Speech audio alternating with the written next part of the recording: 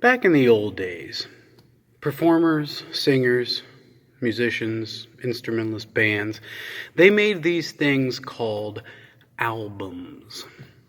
Like a photo album, a musical album was a collection of songs, but not just a random collection. Typically, it was a collection of songs that all centered around a theme. And if one listened to the album all the way through, as one kind of had to since it was very difficult to get the needle back in the groove of the same song, you couldn't just jump around, a theme would emerge.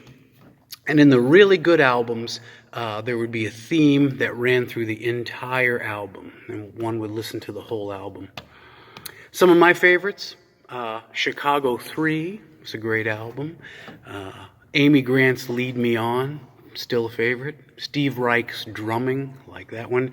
Diana Krall's All For You, a dedication to Nat King Cole. Great albums, wonderful albums. If only we still made albums like that.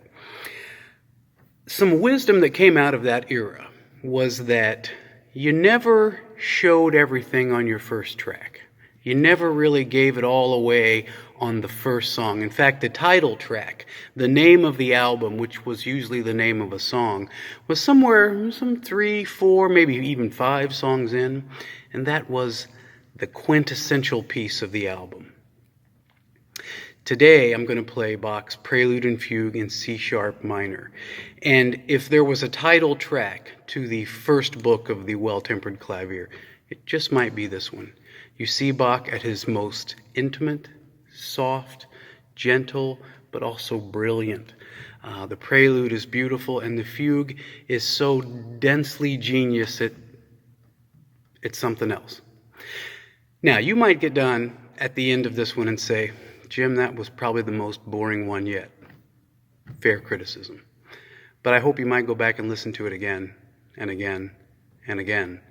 Because like the albums of old, you don't hear everything the first time. Sometimes you have to listen to it for 10, maybe 20 years before you hear it all. It's the Prelude and Fugue in C-sharp minor of J.S. Bach from the Well-Tempered Clavier.